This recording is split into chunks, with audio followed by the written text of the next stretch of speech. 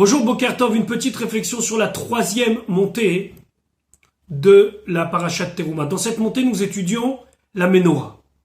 La Ménorah, 7 branches, avec des détails qui sont ciselés, à même l'or qui est travaillé directement. Elle ne devait pas être faite de diverses parties qui devaient être assemblées.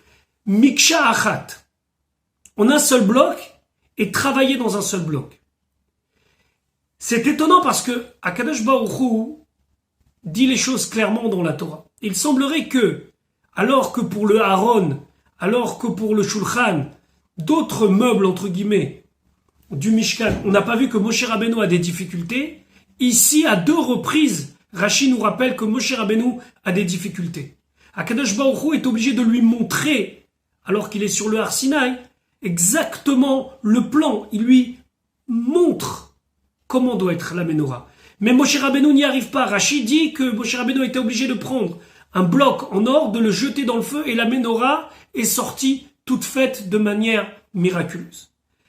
Qu'est-ce que dans la Ménorah peut rendre difficile à Moshe Rabbeinu sa tâche? Pourquoi Moshe Rabbeinu là, il sèche, il n'y arrive pas? Le Aaron, c'est bon, le Shulchan, c'est bon, le Misbeach, c'est bon, tout est bon, et la Ménorah, il n'y arrive pas? Le Rabbi dans un de ses discours de nous expliquer qu'en vérité, ici, Moshe Rabbeinu, ce qu'il ne comprend pas, c'est le principe de la Ménorah. La Ménorah représente la lumière divine sur terre.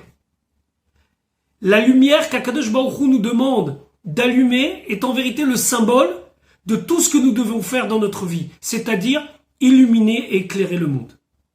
Alors Moshe Rabbeinu a une question.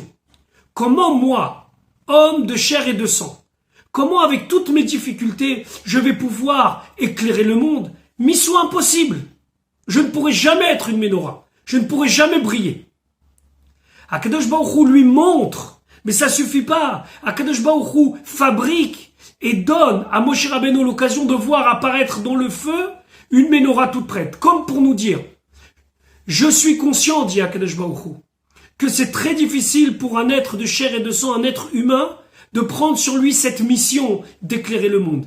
Mais c'est moi qui va vous donner la première impulsion. C'est moi qui, par le symbole de cette Ménorah qui sort du feu, vous donne la force, vous, chacun et chacune d'entre vous, d'être vous aussi une Ménorah. Sans la force de Dieu, il est impossible d'éclairer le monde. C'est Akadosh Baruch Hu qui nous donne cette possibilité d'éclairer notre quotidien, de faire que notre quotidien, qui est fait des choses les plus basiques que des milliards de personnes font, Akadosh Baruch Hu nous donne la force de lui donner un sens par la Torah et par les mitzvot. Et d'ailleurs, c'est le sens global du Mishkan. Ve'asu le Mikdash, faites-moi un sanctuaire, ve'shachanti betocham, et je vais résider parmi eux.